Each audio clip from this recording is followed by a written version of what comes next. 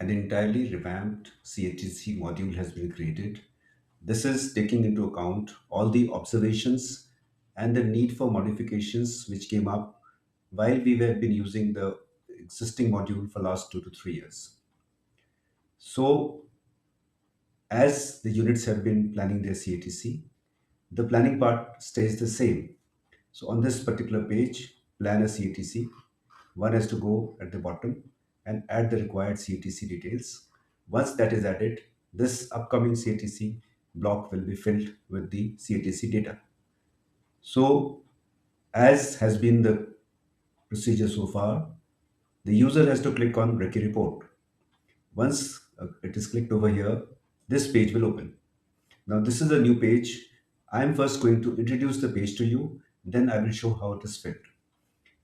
At the top are the details of the CATC initial budget demand, CATC number 111, unit, date from to.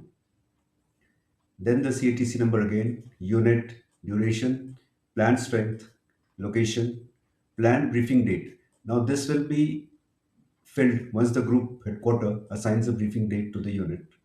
And the brief date will be entered here once the directorate enters the date on which the briefing was carried out. Below this is the card for recce report details. The place name is filled up from the location selected during planning the camp. Other details the unit has to fill one by one. Then at the bottom we have the accommodation capacity. You could fill 300, 400 as is the facility available. Any administrative remarks you want to give or leave it like this. Suitability remark, any remark you want to give, you can leave it like this otherwise. And other requirements, you can leave them checked or unchecked if some facility is not available. Below which are the budget parameters.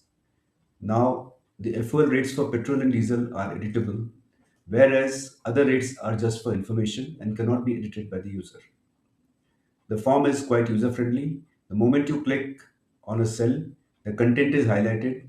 The user can change the content. By clicking again, he can edit the content. Below which is the ANO strength card. The authorization is mentioned here, and there's a remark your ANO section is less than the authorized strength so far. We have selected 0, but the authorized is 6. The moment we select one more here,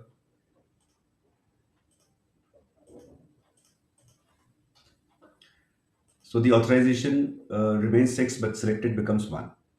Similarly, one can select the required strength as per the ranks available. Below which is the card for input of the cadet strength. This is the strength which was planned for. You may like to change it here or you may leave it as it is. The GCI strength, CTO strength, civil staff, again as per scale it is calculated. Below which is the route and fare details. We have one row already given to you. The other rows can be added or removed as is the requirement. One thing to be noted here that the in the card below, the row TA of the bus fare for cadets, the demand amount cannot be entered directly. It is picked up from the data which is filled over here. So the moment you fill a data, the row here keeps adding it, so the total comes to what the total of these two row over here is. Other rows also pre-populated. So far we have selected only one ANO. So the ANO strength here is 1, but we are required to select 6. So suppose we select 6 over here. So the warning also goes, we select 7, the warning becomes red, you are exceeding the strength. So we have to keep it as per the authorization. You cannot exceed, but you can have a lesser strength. Let's say we want to add GCI, we also want to add CTO. So here we see that the strength of the ANO has become 8. Accordingly, the demanded amount goes up. But the DA for ANO may not be 8. So we can change it to 5. The moment we do that, the figure changes over here. Again, DA for cadets may not be 300. It can be 275 or something like that. The moment we change it, the figure next to it automatically updates. And the last one is TA for civilians. Now this data one has to enter manually because unless we enter this, this warning will not go away and the form will not submit. So we have to enter some data as per your requirement and the total here keeps updating in a live manner. Explanation is entered only when it is required. If we don't want to enter, then we can just leave it blank. But if we want to enter, we can say that, okay, this is the information which is of use for processing the budget demand, so we can leave it like that. Then we have the credit eligibility state. Now, we cannot leave it like this. It has to be updated from what the form has got for you. When you submit the next budget, the form will pick up from your previous data and populate it here. Right now, this is the first one, therefore it is 00. I'm not going to fill it. I've already filled it somewhere. I'll show it to you later. Now, there are two features which I want to show to you. One is that the data which you have entered is, is recorded. So, if we refresh the page, I'm not going to do it now, but I will show it to you later. This umroi entered by you will be again filled up by the system. You don't have to do it again. So suppose for some reason the computer switches off or the light goes or something like that. When you reload this form, all the data that you filled will come back. So this is the explanation of this form. This is very user friendly, prevents users to make mistake, and it also gives you an option to save the draft. You can save a draft, come back.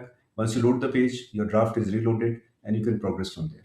And you can finally do the submission. Now I will show you a page where I've already filled all the data. So all the information is already filled, and one can change it as per requirement. You can use the ANO strength card to fill the ANO strength. You can other inputs can be put over here. The root can be added or removed, and as per the sum total of these two fares, the total is put over here. Other totals are pre-populated but are open for editing. And at the bottom, we have to write the TA for civilians. Then at the bottom, again, camp eligibility state, we have to enter the required cadet strength. Now, the form can be saved as a draft. So we can save it as a draft. The draft is saved. And now, whatever we entered is already there. We don't have to enter it again. Whenever we reload this form, all the data is available to you, but it is not submitted as yet. So if we reload the page, all the information that was entered by you is available for further editing or submitting it as such. So now we go ahead and submit the demand. Once we do that, the demand is submitted, and now we have the submitted demand showing being shown to you. Further editing is not available here on this page, but at the bottom you see these buttons. These buttons will allow you to carry out additional manipulation of this form. Now we can edit the submitted form once again. Two such revisions are allowed.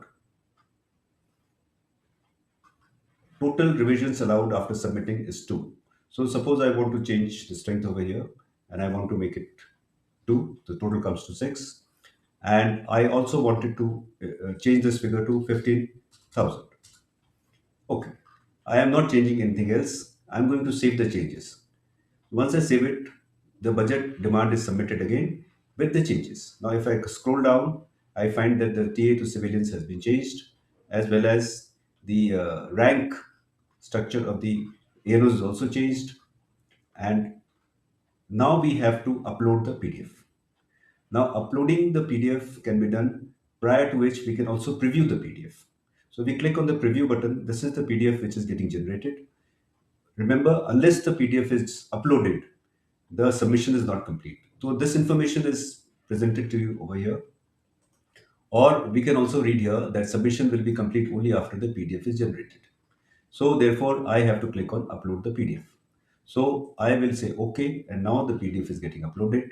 And here the PDF is completely uploaded. You are brought to the demand panel. This is a comprehensive page which gives for your unit whatever demand you have uploaded. Initial demand so far uploaded one. It is still not started to be processed, not has not been disposed as yet, and revised etc. will follow later.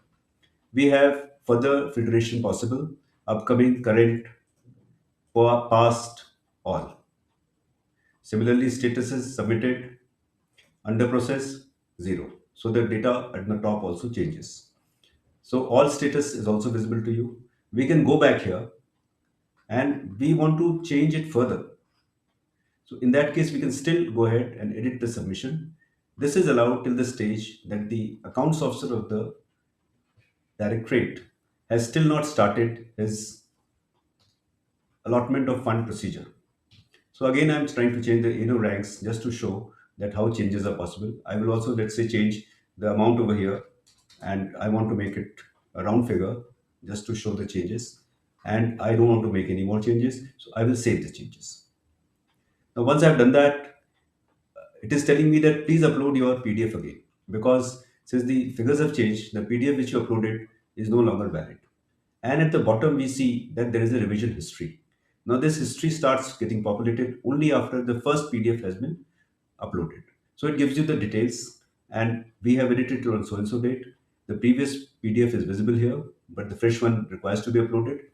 And whatever changes were made by you are all recorded here, and this will stay here so that you can or anybody else can check as to how many times and what changes have taken place.